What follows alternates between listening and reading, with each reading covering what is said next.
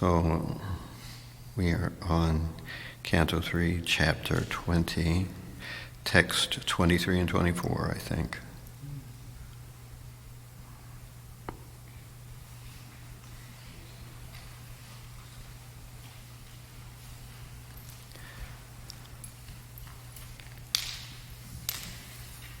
We'll do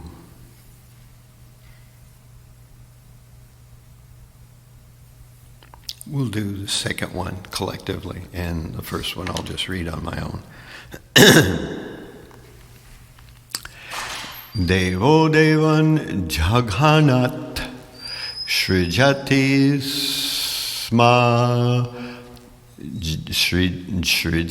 Smati Lolupan Ta Enam Lolupatkaya Maitunaya bipedire Devo Devang Jaghanat Srijati Smati Lolupan Ta Enam Lolupataya Maitunaya bipedire. And the translation of this verse is, Lord Brahma then gave birth to the demons from his buttocks, and they were very fond of sex. Because they were too lustful, they approached him for copulation. So I'll read the purport, and then we'll go on to the next verse, because they're both about the same subject. Sex life is the background of material existence. Here also it is repeated that demons are very fond of sex life. The more one is free from the desire for sex, the more he is promoted to the level of the demigods. The more one is inclined to enjoy sex, the more he is degraded to the level of demoniac life. So here's the one that we'll read collectively. Tato Hasan Bhagavan Tato Hasan Bhagavan Asurair Nirapatrapai Asurair Nirapatrapai Anviyamanas Tarasa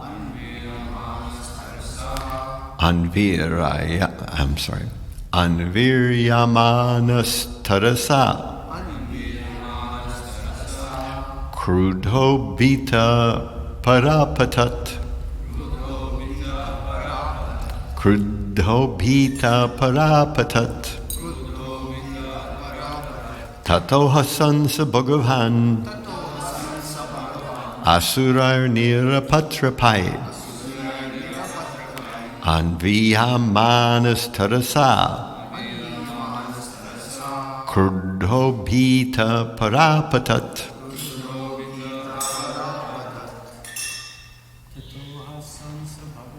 Tato Hasan Bhagavan Asurair Nirapatrapai Anviryamanas Tarasa Krudho Bita Parapatat Tato Hasan Bhagavan Asurair Nirapatrapai Anviryamanas Tarasa Parapatat Tato Hasan Bhagavan Asurair Nirapatrapai Anviyamanas Tarasa Krudho Bita Parapatat Tato Hasan Bhagavan Asurair Nirapatrapai Anviryamanas Tarasa Krudho Bita Parapatat. Vaishnavis? Tato hasansa bhagavan asurair nirapatrapai anviremanas tarasa Kruddho bhita parapatat Tato hasansa bhagavan asurair nirapatrapai anviryamanas tarasa Kruddho bhita parapatat tataha. Then Hasan, laughing, Saha Bhagavan, the worshipful Lord Brahma, Asurai, by the demons, Nirapatrapai, shameless, Anviryamanaha, being followed, Tarasa, in great haste, Kruddaha, angry, Bhitaha, being afraid, Parapatat, ran away. So the translation of this verse reads, the worshipful Brahma first laughed at their stupidity, but finding the shameless asuras close upon him, he grew indignant and ran in great haste out of fear.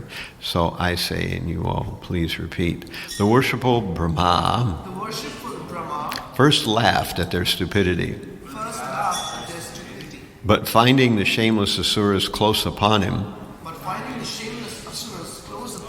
he grew indignant and ran in great haste out of fear. And so here is the purport, a very short purport. Sexually inclined demons have no respect even for their father, and the best policy for a saintly father like Brahma is to leave such demoniac sons. Tato hasansa bhagavan asurar nirapatrapai anviryamanas tarasa krudho bhita parapatat. The worshipful Brahma first laughed at their stupidity, but finding the shameless asuras close upon him, he grew indignant and ran in great haste out of fear. Om Ajnanatimidandasya Gananjana Shalakhaya Chakshur Unmilitam Yena Tasmai Shri Gurave Namaha Shri Chaitanya Manobishtam Shtapitam Yena Bhutale Swayam Rupa Kadamhyam Dadati Swapadantikam Vandeham Shri Guru Shri Yuta Padakamalam Shri Gurun Vaishnavam Cha Shri Rupam Sagrajatam Sahagana Raghunathanvitam Tam Sajivam Sadvaitam Savadhunam Parijana Sahitam Krishna Chaitanya Devam Shri Radha Krishna Padan Sahagana Lalita Shri Vishakanvitamscha Hey Krishna Karuna Sindho Dina Bandho Jagatpate Gopesha Gopika Kanta Radha Kanta Namostute Tapta Kanchana Gaurangi Radhe Vrindavan Eshwari Vrishabhanu Sute Devi Pranamami Hari Priye Vanchakalpa Tarubhyascha Kripa Sindubhya Evacha Patitanam Bhavanebhyo Vaishnavebhyo Namo Namaha Shri Krishna Chaitanya Prabhu Nityananda Shri Advaita Gadadhara Shri Vasadi Gaur Bhakta Vrinda Hare Krishna Krishna Krishna Hare Hare Hare Rama Rama Rama Hare Hare Hare Krishna Krishna Krishna Hare Hare Hare Rama Rama Rama Hare Hare. Okay, so there's a lot to unpack here, and it's an unusual verse. so I best get right to business. This verse is talking about the homosexual appetite in humans, for particularly men for men, in this particular verse. And this is described here in Srimad Bhagavatam, that Brahma is giving birth to various kinds of things from his body directly. We heard previously in chapters 5, 6, 15 about other aspects of Brahma creating various things. But here he's generating things from his own body, which is a very unusual body. It's not like our bodies. It's made from intelligence. It's very special. He can generate things and then continue. So he's kind of creating something and then it becomes a separate entity in itself. So we discover that from his buttocks, certain demons were born. We found earlier that certain demigods were born. There were 10 of them, and they are the demigods that are in charge of various bodily aspects. So those, by the way, if you're interested to know what they are, if I have time, I'll get to it, but they're in Bhagavatam 2.5.30, where it explains what those 10 are, the controller of directions, Vayu, Varuna, sun god, Brahma himself, the Ashvini Kumars, and a few others at any rate. So these are special demigods. But I think this verse is important because it highlights something, and that is that Prabhupada will explain in a couple of verses further. We go to, what number is that? It's 26. So, because these are all about the same subject, I'm kind of giving you a sneak preview, Lord Brahma, approaching the Lord, addressed him thus: "My Lord, please protect me from these sinful demons who were created by me under your order. They are infuriated by an appetite for sex desire and have come to attack me." And so Prabhupada in the purport says, it appears here that the homosexual appetite of males for each other is created in this episode of creation of the demons by Brahma. In other words, the homosexual appetite of a man for another man is demoniac and is not for any sane male in the ordinary course of life. So Prabhupada's fairly clear about that. In general, we know that sex of any kind is, as Prabhupada put it in today's verse, the more one is attached to sex, the more one will glide into a demoniac frame of mind and a demoniac lifestyle and all kinds of karmic ramifications that won't be pretty. The more one is detached from sex life, the more one will go away from all kinds of problems and will become purified and take on the nature of demigods. To be attached to sex life means one is gradually taking on demoniac nature.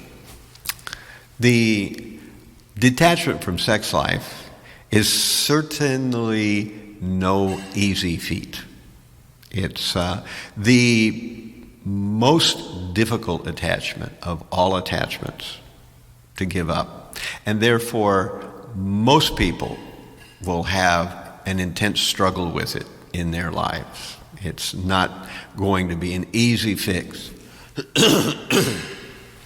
And that is why we hear that engaging in devotional service, hearing the holy name, is the best way to try to deliver ourselves from sex life. If we become attracted to devotional service, to the beautiful forms of the deities, then there's a good chance that although we will be tested and troubled by sex desire, that we will not give way to it, So that's the promise of actual devotional service. Again, if we become attached to the beautiful forms of Radha and Krishna and their relationship between one another, we will not feel so inclined towards sex life. However, we should never play around in a way where we will be tested or tempted. So a man and a woman should never be alone together unless they're married, and that's asking for trouble. And we see that if a person is inclined to those of the same sex, then probably ashram life is not for them. They should rather live outside the ashram, because they're going to be in close proximity to those of the same sex, and if that's actually their trend or tendency, then ashram life is probably not the right thing.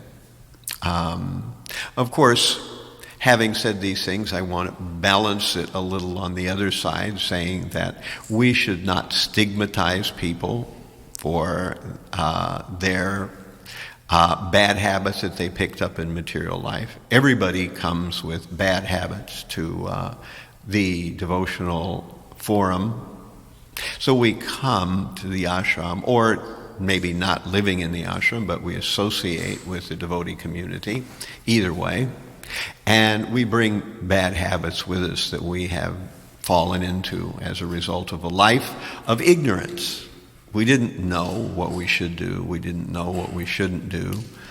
Nobody really explained it to us, or if they did, we didn't care. But now here we are, and we're starting to care. So it will be very, very difficult to give up these tendencies, but it can be done. It's not impossible. It's not, in our modern world, most people feel that giving up sex is practically impossible. But we have the same message for everyone, whether they're homosexual or heterosexual, that the process of Krishna consciousness is come to the stage of giving up sex life. However, if one is inclined toward heterosexuality, there is the ashram of married life, of Grhasta life, where sex is allowed, and it is allowed within certain, restrictions. And by performing sex life in a way that's not contrary to the Grhasta ashram, one comes to the stage with a spouse of eventually becoming detached from sex life, which is the actual goal of Grhasta life. Grhasta life is not that one continues sex life indefinitely until old age. That the idea is for vanaprastha life, and vanaprastha life means that the couple detach from the family, from the business, and they begin to cultivate spiritual life together, but not having sex with one another. And of course, this is kind of natural. Usually, especially if one is engaged in devotional life, sex appetite and desire will diminish to some extent. Caveat, don't ever think it's gone away. That's a quick way to put your foot in a trap somewhere or another, and that you think it's kind of gone away. So it's always best to be on guard, to be aware. And with that said, another thing I want to highlight is that in our modern world, we should not be naive and not understand what large percentage of our population have engaged in various kinds of sex life, either with men or with women or both, It's quite common. And like here we hear about Brahma being disgusted. This is not the right attitude that we should have toward people in general. We are not a community that wants to make sure people know how bad they are. I mean, we see this kind of attitude sometimes with preachers we meet in the street, where they point fingers and say, you all are going to hell, and this and that and the other. This is, I would say, a little bit less than attractive to people.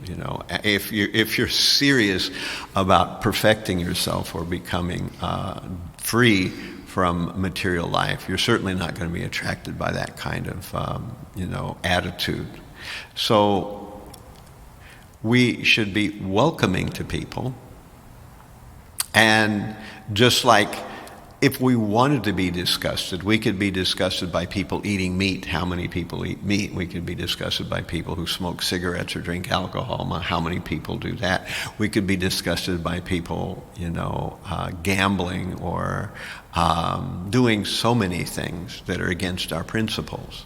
We don't say that these things are okay. We can't say that they're okay because they are the pillars of sinful life. We can't accommodate them on that level. However, we don't have to make people constantly aware. I just recently heard a story that in the days before, in early ISKCON, there was that quote from Yamunacharya, where Yamunacharya, who was once Albandharu, said, whenever I think about sex with a woman, my lips curl with distaste and I spit at the thought. Now, there was a time when brahmacharis somewhere took this verse, and when they would see one of the Matajis, they would spit at the Mataji. So you can see how this is Krishna consciousness seriously wrongly applied. This shows, that we are, and I don't think this was facetious. I think this really happened. I've heard that this kind of thing has gone on. We don't hate the sin. We don't hate the sinner, we hate the sin. And in the case of sex life, what we really dislike is what's going on in ourselves, not in someone else. So these kind of attitudes can get offensive quite quickly, as we sometimes jokingly say, that when there's a brahmachari who's on the cusp of becoming a Grhasta, he becomes a little of both, and that's a brahmastra. So it's a brahmachari, and the last part of the Grhasta becomes a brahmastra. And I think there's something kind of strangely apropos about that. So it is difficult, and there will be turbulent times, and some people will walk that line from brahmacharya to Grhasta life, and there's no real wrong thing there, because our society allows that. However, there is no marriage ashram for someone who is attracted to another of the same sex. There's no such thing. However, there's a broader principle, and that broader principle is that whatever sinful activity that we may be engaged in, if we struggle to get free from it, even if we gradually give it up a little bit less, there's the story Malati tells about, I think it was Shyamasundar, who was carving the form of Jagannath from a big chunk of wood.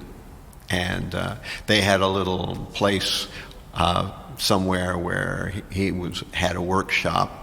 And Prabhupada came to see how it was going, how Jagannath was being carved.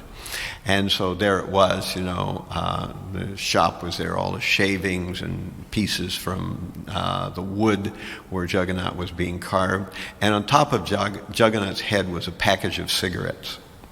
And so Prabhupada kind of surprised Shyamasundar when he came in. And Prabhupada looked at Shyamasundar, and the way Malati tells it, he took his cane, in a very deft motion with his cane, he knocked a pack of cigarettes off Jagannath's head and pointed at Shyamasundar and said, "Don't let this come between you and Krishna." smoke 1 cigarette less every day. So this 1 cigarette less concept means that sometimes people will not be able to do full stop on especially a pernicious, long-held, difficult to extricate bad habit. But if there's applied effort, eventually one can give it up. So this is, I think, an important thing to always remember, that some people may need their space to gradually give something up. Of course, if one is engaging in Krishna consciousness at the same time performing one of the 4 pillars of sinful life, then it's like lighting fire and pouring water on it. But nonetheless, it's better than not lighting a fire at all.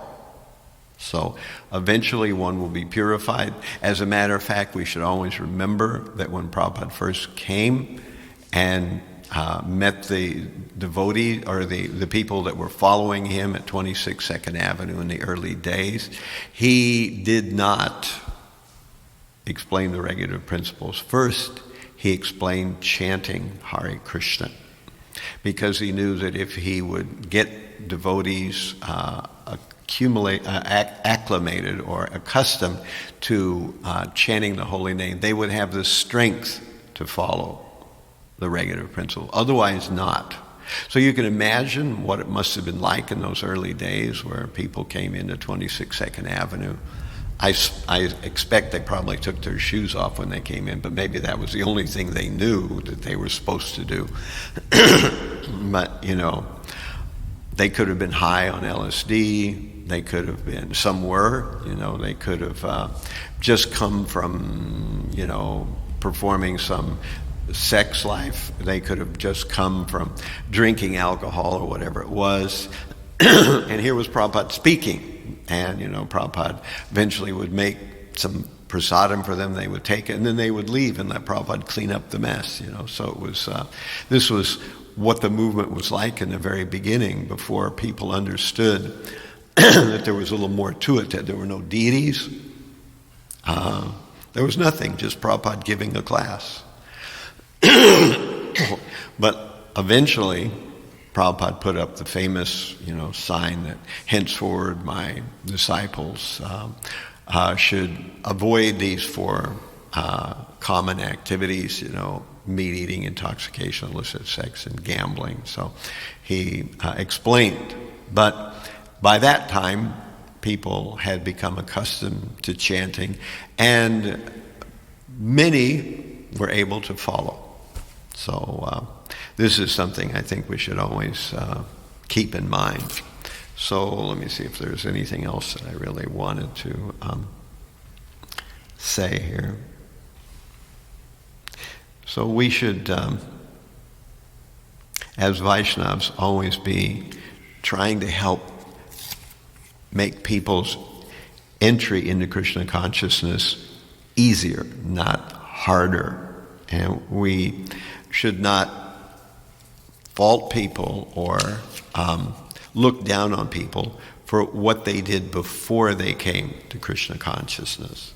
So whatever people do before Krishna consciousness should be overlooked if someone's made the serious effort to take to Krishna consciousness. We should not unnecessarily stigmatize people for anything that they did before Krishna consciousness.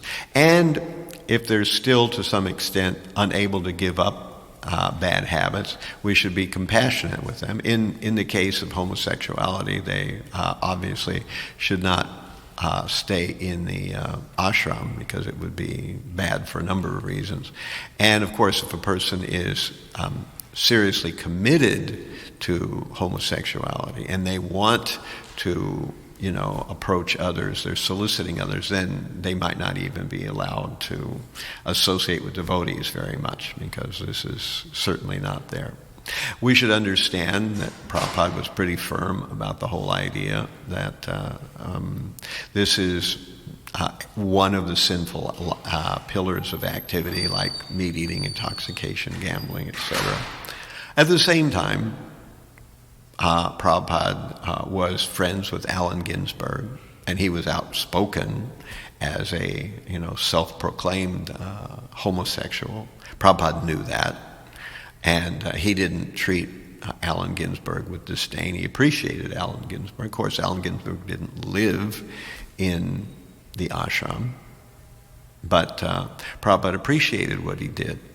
So we shouldn't turn people away by a very nasty kind of attitude towards people, especially if they're making the effort to give up. And just like it takes people who are heterosexual some time to be able to give up their attachment to sex life, certainly it's the same way for people who are attracted to those of the same sex. So there's some more things I could say, but I want to leave some time for questions, if any of you all have questions. This is kind of a important subject matter, and especially in our time. This is not something that we're talking about that we'll never come in contact with. Actually, this kind of consideration is quite common in devotee circles these days. Let me drink a little bit of water while.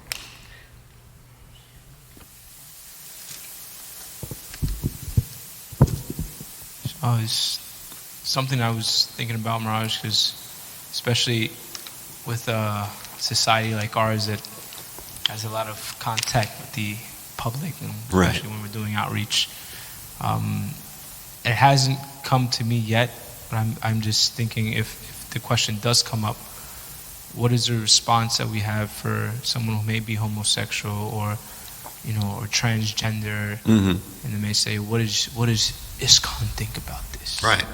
I think that the most simple response is to say that we give the same answer to everybody, whether you're transsexual, you're homosexual, bisexual, or whatever it happens to be, is that sex life, you need to give it up. And it might take some time.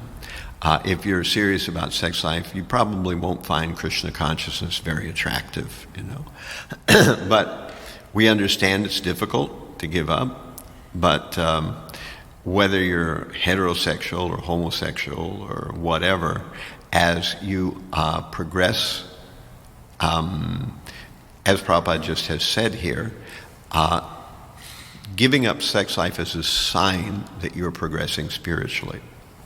And the more you can do it, the more you are in the mode of goodness. Because sex actually is the one thing that convinces you you're the body more than anything else.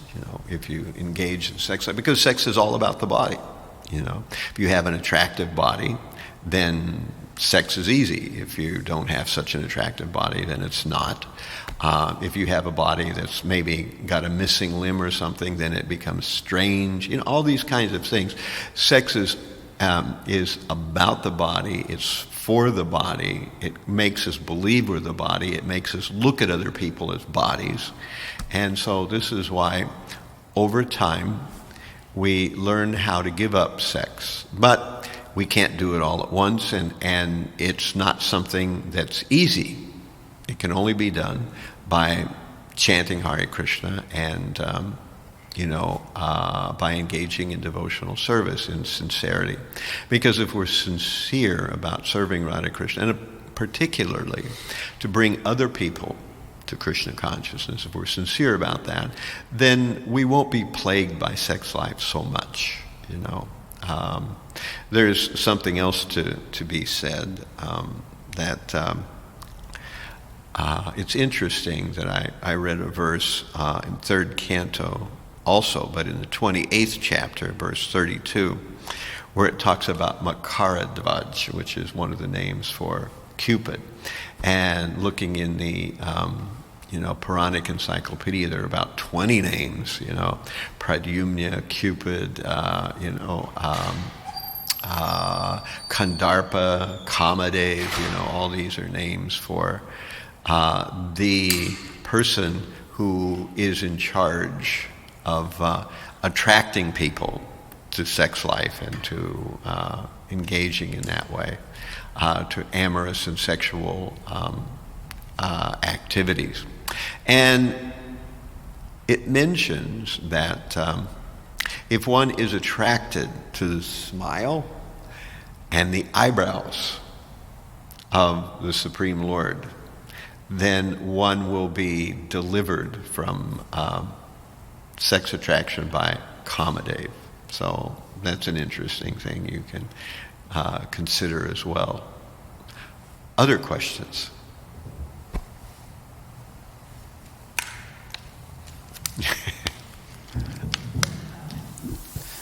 Maharaj, in verse 20 it was written that the more we are indulged in sex desires, we are demoniac, and the more we move away from these desires, we become demigod-like, or right.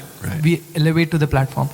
So Maharaj, my understanding, like I've heard from different sources, like the understanding of heaven is that there are like beautiful damsels over there, and the demigods can have any amount of affairs, and only at the time when they are near to their death, they beget children. So they can indulge in affairs without begetting any children. So there are no repercussions of their actions. So this description of heaven is like too much associated with sex desire. But now this verse is in conflict with this idea. No, it's not in conflict with it. But yeah, I agree. You know, I think if Christians only knew what's up there in heaven, you know, I think if our version of heaven was popular, there'd be more people interested in going there. But we don't want to go there. We want to go beyond heaven to the abode of the Lord. Heaven is actually designed for sense gratification, on big ticket sense gratification, so how could heaven be there and not have sex involved some way or another? Actually, it's an interesting side note that there was a famous American author, Mark Twain, who wrote a series of writings called Letters from the Earth. And in that, he wrote one passage where it says, that when people go to church, they hear the pastor speaking. And if he speaks past a certain time, people start getting a little edgy and start clearing their throats. And he's usually speaking about everybody going to heaven. But somehow or other, I never knew anybody who was seriously interested in hearing a harp concert, although we hear that there are harps in heaven. And we hear that one thing that's curiously absent in heaven is sex. This is Mark Twain, he's saying. So my conclusion is that heaven has everything people don't like and not one thing that they really do. So why would anybody go there? Of course, Mark Twain didn't know about the Vedic definition of heaven. Otherwise, he might have had a change of heart, But the apsaras, that's the whole point there, that the heavenly demigods, they enjoy wonderful food, they enjoy beautiful women, and, who... if you read the Mahabharata, you'll find that having sex in heaven is not a sin, and you don't have children. Unless, as you were saying, toward the very last part, as the Apsara is about to leave her heavenly position because her period of enjoyment is up, and you go back to the earth plane, at that point she can have a child, so it replaces the one that she has, because she's leaving, so someone else comes. There's 33 million of them, so there's kind of a stasis of how many of them there are. And this is why devotees are really not interested in heaven, because they don't want to be attracted by these things in heaven. The spiritual world is where you also have husbands and wives in Vaikuntha Loka, but they're not attracted to each other in the usual way. Rather, they're attracted to their service. And this means that in the spiritual world proper, the one kind of amorous relationship is basically the Supreme with his consort, and all the other who are serving intimately, mostly they are assisting that relationship. But if that doesn't sound good to you, then you're not ready to go there. Maybe heaven's the right place for you, But because heaven's temporary, we don't recommend it, because heaven entangles you even more than this world does in the earthly plane. That's why oftentimes the heavenly denizens are praying to come to the earth, because here things are not so pretty and sweet, and there's an impetus to get out of this place, whereas in heaven things are too nice. There's a tendency to just kick back and enjoy. And of course, even in heaven, you don't get a full bill of happiness. There's always the demons wanting to try to attack, and there's envy and jealousy, and one demigod having a riff with another demigod. So all these things are going on in heaven too. So it's still the material world. Heaven is still the material world. Only till you become a pure devotee do you go beyond heaven to the spiritual world.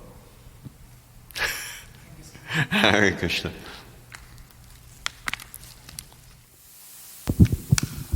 Hare Krishna. Hare Krishna.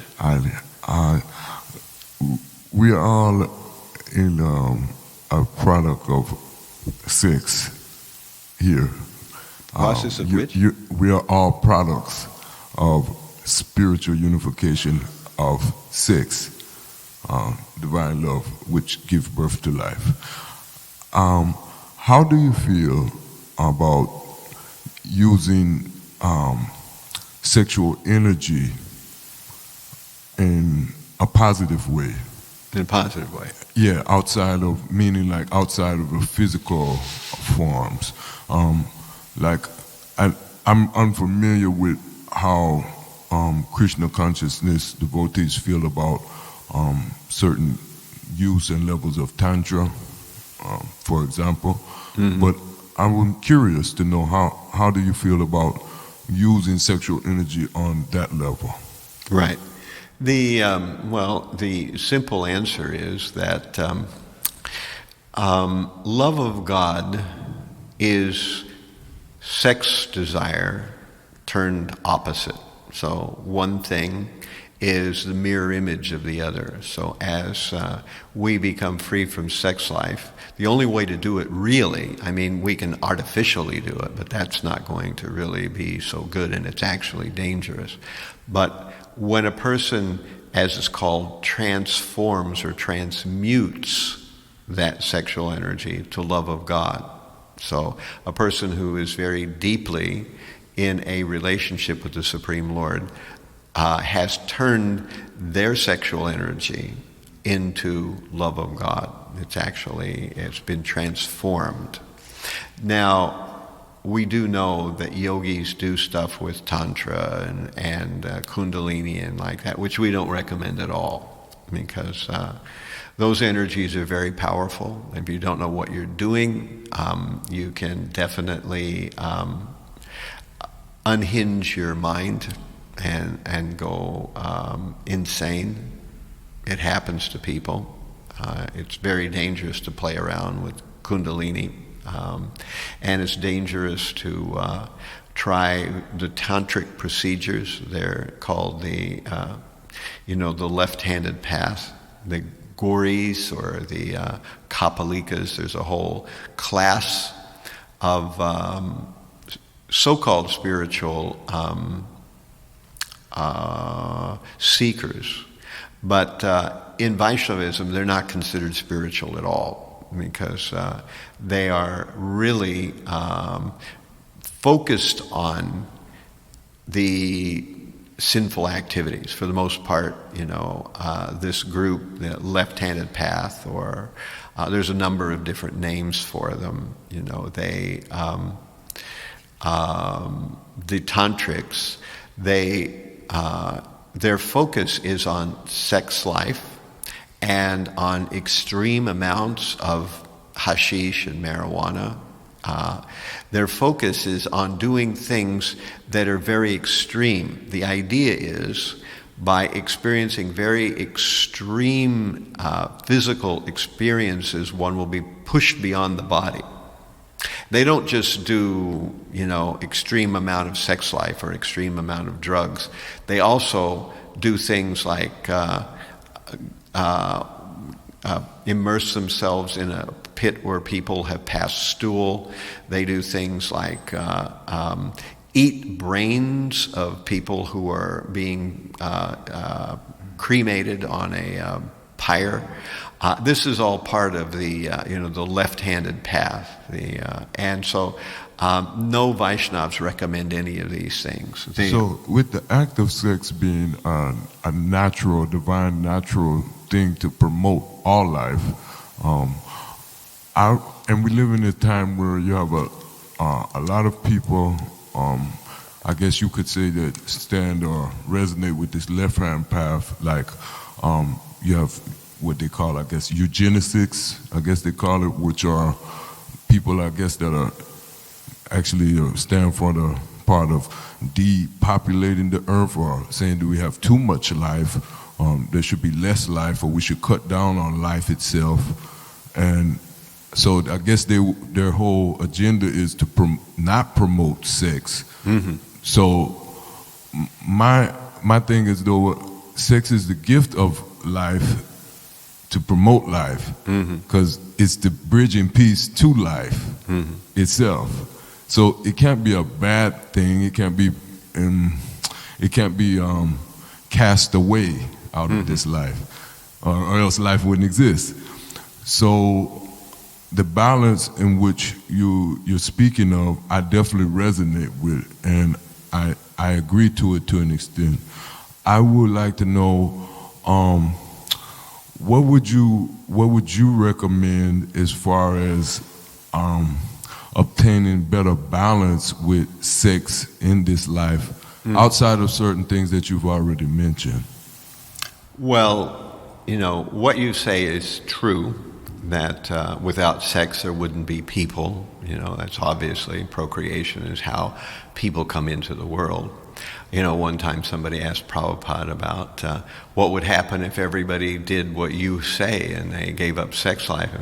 And Prabhupada said, well, I don't think that's very dangerous. It's not going to happen anytime soon. But the point is that sex life, Krishna says, that's not against religious principles. He is kama swiba. My tongue is tied up now. What is it? In Bhagavad Gita, it's where he says, "I am sex life," which is not contrary to religious principles. So, if a couple is having sex for the sake of begetting a child that they're going to raise in Krishna consciousness, that is legitimate sex life. But still, the long-term idea is that even in legitimate sex life, we have to come to the stage of eventually giving it up. Because as you get older, the idea of having children is no longer really so practical. And most people, because of the way the world is designed and the general kinds of desires people have, people who completely give up sex life are few and far between. But most give up sex life as they gradually get older, after going through a period of time in marriage. So that's generally how it works. So we are about 2 or 3 minutes over time. Thank you all very much for your kind attention. All glories to Srimad Bhagavatam. All glories to the Vaishnava devotees of the Lord. Hare Krishna.